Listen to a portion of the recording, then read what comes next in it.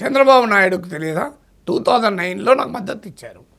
అప్పుడు సాక్షాత్తు చంద్రబాబు నాయుడే ఫోన్ చేసి నాగేశ్వర గారు మీకు సపోర్ట్ చేస్తున్నాం, మీ ఎలక్షన్ ఫండ్కు డబ్బులు పంపుతాం అన్నాడు. నేను మా గౌరవంగా రిజెక్ట్ చేశాను, నేను రాజకీయ పార్టీలు తీసుకోను అని. ఓకే, చంద్రబాబు నాయుడు తెలియదా ఇది? నేను ఇది 15 సార్లు చెప్పిన ఇప్పటికీ. చంద్రబాబు నాయుడు ఎప్పుడు నాకు కాదన్నాడా? అనగానే మనం మీకు చంద్రబాబు నాయుడు ఇప్పుడు నాకు కలిసిన రోజు అనగానే ఇలా నాగేశ్వర గారు క్లెయిమ్ చేస్తున్నాడని అడగరా?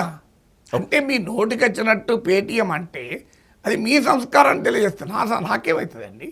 వాడు గుర్తుపెట్టుకోండి, ఎండలో నిలబడేటోడు వడదెబ్బకు భయపడాడు, ట్రాఫిక్లో నిలబడ్డాడు డస్ట్ పొల్యూషన్కు భయపడాడు, ఉపన్యాసాలు ఇచ్చేవాడు గొంతు నొప్పితో భయపడడు, డాక్టర్ హెపటైటిస్ బికి భయపడడు, నాగేశ్వర్ అంటాడు విశ్లేషణలు చేస్తే ఏదో తను భయపడాడు.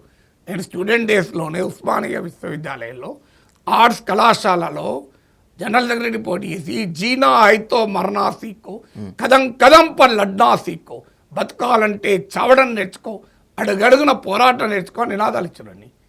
నేను అని భయపడేది 20 ఏళ్ళ కింద వాళ్ళ పార్టీతో సహా టీడీపీతో సహా అన్ని రాజకీయ పార్టీలు ఓడించినండి. సో నేను పేటీఎం అట్ట. చంద్రబాబు నాయుడు పిలిచి నన్ను వాళ్ళ ఎమ్మెల్యేలు అందరూ క్లాస్ చెప్పించుకున్నాడు. ఓహో, చంద్రబాబు నాయుడు పేటీఎంలతో క్లాసులు చెప్పించుకుంటాడా? నాకు చెప్పండి.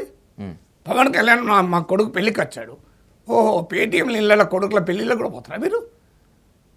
భారతీయ జనతా పార్టీ జాతీయ అధ్యక్షుడు జేపీ నడ్డా మా ఇంటికి వచ్చారు.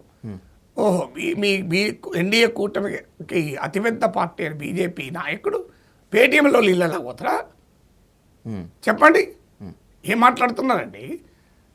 మీకు ఎన్టీఆర్ ట్రస్ట్ వరద బాధితులకు సహాయం చేసిన వారికి అవార్డులు ఇస్తే ఆ అవార్డుల కమిటీ జ్యూరీలో నేను మెంబరు, ఇంకో పెద్దలు రమాదేవి గారు ఇలాంటి వాళ్ళతోని. అప్పుడు భువనేశ్వర్ గారు వేదిక పైన ఉండగా నేను అదే వేదిక పైన కూర్చున్నా.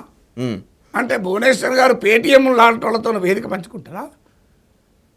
పవన్ కళ్యాణ్ ప్రత్యేక హోదా ఇష్యూలు వచ్చినప్పుడు జయప్రకాష్ నారాయణ్, ఉండవల్లి అరుణ్ కుమార్ ఇలాంటి ప్రముఖులందరినీ పిలిచి మీటింగ్ పెడితే నన్ను ఒక్కనే పిలిచారు తెలంగాణ అని. అప్పుడు నేను తెలంగాణ కాదు. ఎగ్జాక్ట్లీ. అంటే పవన్ కళ్యాణ్ పేటీఎంలతో మీటింగ్లు పెడతారా? మీరు మాట్లాడాలంటే అర్థం ఉండాలి కానీ ఒక మనిషి వయస్సు గౌరవం ఇవ్వాలి, చదువు గౌరవం ఇవ్వాలి. ఏ గౌరవం లేకపోతే నాకు మా అమ్మ నాన్న సంస్కారం నేర్పారు. నేను మాట్లాడలేను అందరినీ పేటీఎంలని, కానీ నేను విలువలతో బతికాను. వాళ్ళకి అర్థం కావాలి అంటే నేను ప్రజా ఉద్యమ సంప్రదాయాల్లో పెరిగాను, ప్రజా పోరాటాల్లో రాడు తేలాను. ఏది లేకపోతేనే అన్ని పార్టీలు ఓడించుకెళ్తాడా అండి? నేను 2009లో ప్రస్తుత బీజేపీ రాష్ట్ర అధ్యక్షులు రామచంద్రరావు ఓడించి గెలిచాను. ఎగ్జాక్ట్లీ, అవును సార్. బీజేపీ మద్దతు లేకుండా జీవితంలో తెలుగుదేశం అధికారంలోకి రాలే. మీరు ఎప్పుడైనా చెప్పండి, చంద్రబాబు నాయుడు పవర్లోకి వచ్చాడా బీజేపీ సపోర్ట్ లేకుండా? లేదు సార్. మరి నాగేశ్వర్ బీజేపీని ఓడించాడు. అవును.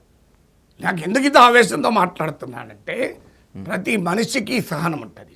ఎగ్జాక్ట్లీ. ఆ సహనాన్ని దెబ్బతీస్తే విశ్వరూపం చూస్తారు.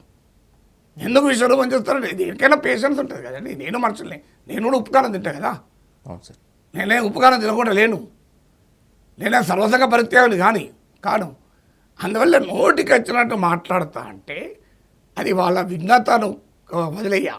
ఆ దశ దాడిపోయింది, విఘ్నత దాడియాను. మళ్ళీ చెప్తున్నాను, మీరు నాపై యుద్ధాన్ని మొదలుపెట్టారు, ఆ యుద్ధాన్ని నేనే ముగిస్తాను.